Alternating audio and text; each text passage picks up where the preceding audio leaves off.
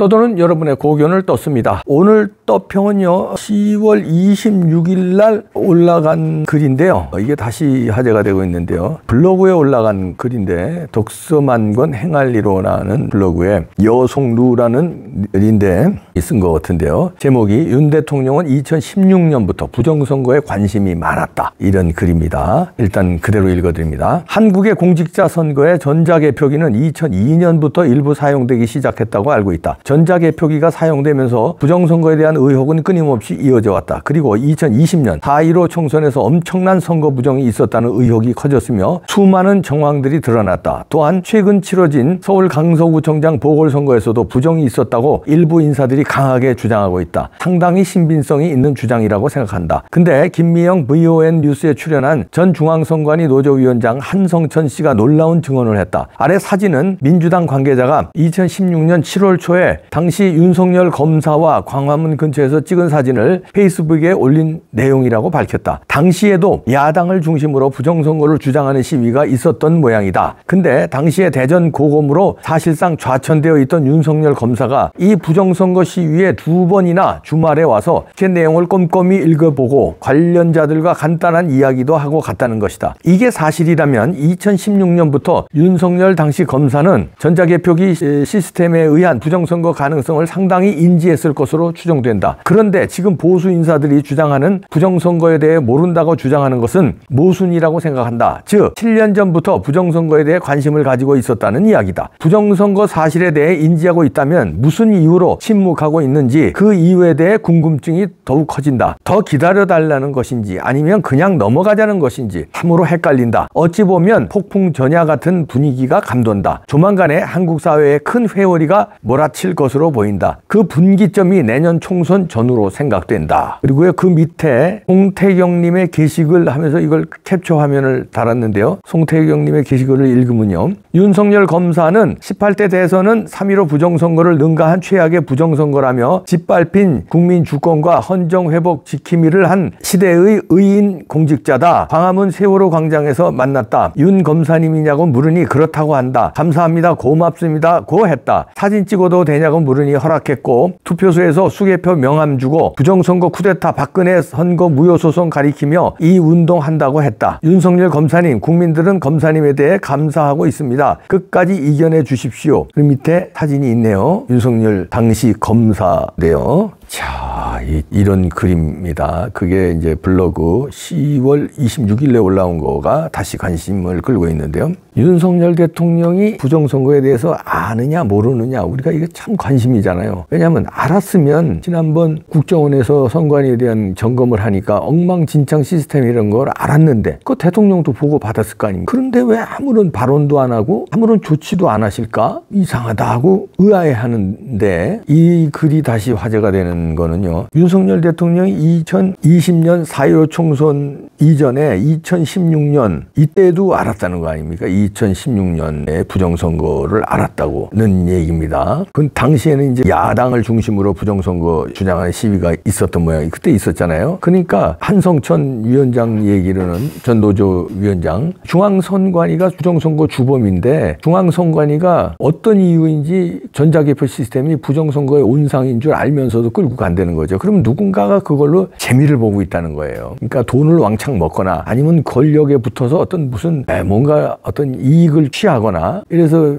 했다는 건데 이렇게도 당선시켜주고 저렇게도 당선시켜주고 그 얘기를 하더라고요. 그때 저는 처음에 한성천 중앙선관위 노조위원장의 얘기를 처음에는 이해를 못했어요. 부정선거를 한다면 민주당의 양정철 같은 놈들이 저는 그렇게 생각했거든요. 중국이나 이런 데 빅데이터 협약했잖아요. 거기서 서버를 어떻게 조작하고 이렇게 해서 하고 어떤 훈련 받은 놈들이 4일간 5일간 묵히는 사전선거 이거 통바꿔치기 이런 거는 오프라인상에서도 하고 그 다음에 온라인상에서는 이렇게 조작하고 이렇게 하고 여러 가지 증거를 채집하고 여러 가지 증거도 나왔잖아요. 그런데 한성천 위원장은 그 전서부터 4.15 총선 전서부터 했다는 거예요. 그래서 그 주범은 선관위다 이거죠. 선관위 직원 그 어떤 놈인지 모르지만 그 놈이 민주당과 짜고 하거나 아니면 때로는 뭐 양정철하고 짜고 했을지 모르지만 그런 식으로 밖에 소스 코드를 열어주면 밖에서 들어와서 훔쳐가게. 이번에도 국정원 점검에서 나온 게 비밀번호가 1, 2, 3, 4, 5라는 거 아니에요. 그거는 뭐 여러 가려는 얘기 아닙니까? 그렇게 만들어 놓는다는 거예요. 왜? 서버에서 훔쳐가게끔. 근데 특별히 컨택에서 야 비밀번호 알려주고 전화로 알려주면 지가 걸틀통 나니까 번호로 쉽게 만들어 놓는 게 1, 2, 3, 4, 5. 그거 전문가들은 1, 2, 3, 4, 5 금방 찾아내죠. 그렇게 해서 부정선거를 중앙선관위가 주범이다. 중앙선관위 3,000명 직원 전부가 짜야 가능한 일이 아니에요. 한두 명만 하면 되는 거거든요. 소스코드만 열어주면 밖에서 하는 거예요. 한 명, 마치 우리은행에서 직원 한 명이 수백억 그 가져간 거 있었잖아요. 그 한 명, 우리은행 직원이 수만 명인데 그렇잖아요. 그 수만 명이 짤 필요가 없어요. 한 명이 도둑질해 나가는 거니까 중앙선관위도 그 한 명이에요. 그 한 명을 잡으면 돼요. 그런데 윤석열 대통령이 이걸 알았다는 거 아닙니까? 그리고 윤석열 대통령도 그 당시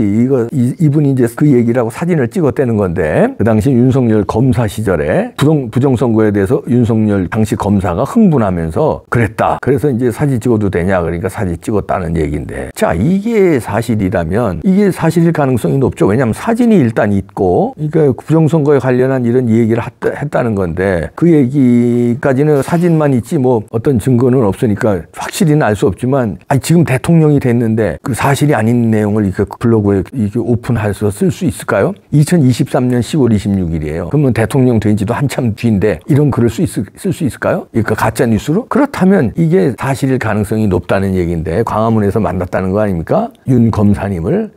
그렇다면 왜 부정선거를 밝히지 않을까요? 또 어떤 분이요 이거를 올려주셨는데요. SNS에 이 사진 올려주신 사진하고 글을 아주 가장 짧게 올리셨어요. 제목이 전청조 잡듯 선관위 부정 저지른 놈들 좀 잡아주라. 정말 엄청나게 빨리 잡네. 이런 글을 썼는데 전청조 진짜 삽시간에 며칠 만에 잡았잖아요. 막 엊그저께 인터뷰하고 그런 놈을 그냥 체포해가지고 왔는데 그러면서 밑에다 글을 썼습니다. 부정선거는 전청조보다 몇천 배 중한 죄 아니냐? 전청조는 이렇게 빨리 잡는데 며칠 만에 왜 부정선거는 수사도 안 하냐? 이런 내용이거든요. 그런데 앞에 글에서는 윤석열 대통령 부정선거에 대해서 관심이 많다. 근데 아직 수사를 안 한다? 그렇다면 우리가 이제 의심할 수 있는 거는, 추측할 수 있는 거는 윤석열 대통령이 첫 번째, 타이밍을 놓친 거 아니냐. 부정선거에 대해서 알고 있었어요. 그래서 이제 야, 너 가서 중앙선관위 네가 좀 맡으라고 상임위원을 윤석열 대통령의 동기인지 1년 후배인지 보냈잖아요. 근데 증거 다 없앴는지 어쨌는지 별로 이게 효과가 없었는지 그냥 가만히. 그 국정원에서도 조사했는데 그냥 이런 게 엄청 나왔어요. 그런데도 가만히 있어봐. 이걸 어떻게 해야지 하면서 여기저기 이제 자문을 구했겠죠. 국정원장하고도 얘기하고 한동훈 장관하고 혹시 상의했을 수도 있고 안 했을 수도 있고 모르죠. 야 이거 어떻게 이런 게 나왔는데 야 이거 부정선거 잡을 수 있냐. 근데 대통령님 이게 참 증거가 다 확실한 증거 아니면 저것들 난리칠 텐데 확실한 증거라는 게 들이 다 써보고 뭐고 다 지우고 흔적이 없는 것 같습니다. 이렇게 누가 보고를 했는지 증거는 많습니다. 결과론만 얘기할게요. 증거는 차고 넘쳐요. 근데 윤석열 대통령에게 보고한 놈이 어떤 놈인지 이거 증거가 없애서 이게 잘못하다가 소용돌이만 일으키고 난처해질 수 있습니다. 이런 거에서 좀 더 확실한 증거를 찾아보겠습니다. 이렇게 해서 버무리다가 시간은 한 달 가서 이제는 타이밍이 총선이 5개월 조금 더 남았잖아요. 그러니까 이제 터뜨리자니 총선 앞에 이게 너무 위험한 폭탄이니까 이러지도 못하고 저러지도 못하고 이런 난처한 상황이 아닌가. 관심은 있고 아는데 터뜨리자니 시간이 타이밍이 안 맞고 타이밍을 놓친 거죠. 이것저것 신경 쓰다가 놓친 거예요. 그냥 이게 겁이 나니까 이건 너무 건드리기가 조금 이따 하지 이러다가 국정원까지 했는데도 가만히 있어봐. 지금 이렇게 머뭇할 수밖에 없는 폭발성이 너무 강한 거니까 그렇게 우리가 의심할 수 있고요. 두 번째는 타이밍 놓친 거 첫 번째. 두 번째는 누군가가 잘못된 정보. 윤석열 대통령. 그냥 윤석열 대통령은 아는 거예요. 부정선거라는 거. 이때부터 알았다는 거 아니에요? 그리고 박주선 당시 취임식 준비위원장도 이걸 설파한 적이 있어요. 방송 많이 나갔죠? 알고 있었는데 누군가 지금의 측근들 중에 누가 대통령님 부정선거 이거 자네들 주장하는 거 지금 틀려요. 제가 다 알아보니까 그거 아니에요. 그거 잘못된 거예요. 그거. 내가 그 팀에 있었잖아요. 부정선거 나도 밝히려고 그랬었는데 알아보니까 아니더라고. 그거. 신경 쓰지 마세요. 누군가 이렇게 잘못된 조언 내지는 보고를 해서 윤석열 대통령도 관심이 있었는데 그래? 이거 나는 부정선거 맞다고 생각하는데 그래? 이거 내 믿을 만한 내 측근이 이러니까 이놈은 내 믿을 만한 사람인데 그게 혹시 석동원 변호사 아니냐 이런 의심들도 여기저기서 많이 나오고 있어요. 석동현 변호사가 처음에는 부정선거 관심이 많이 파헤쳤거든요. 그런데 나중에 방향을 좀 틀었어요.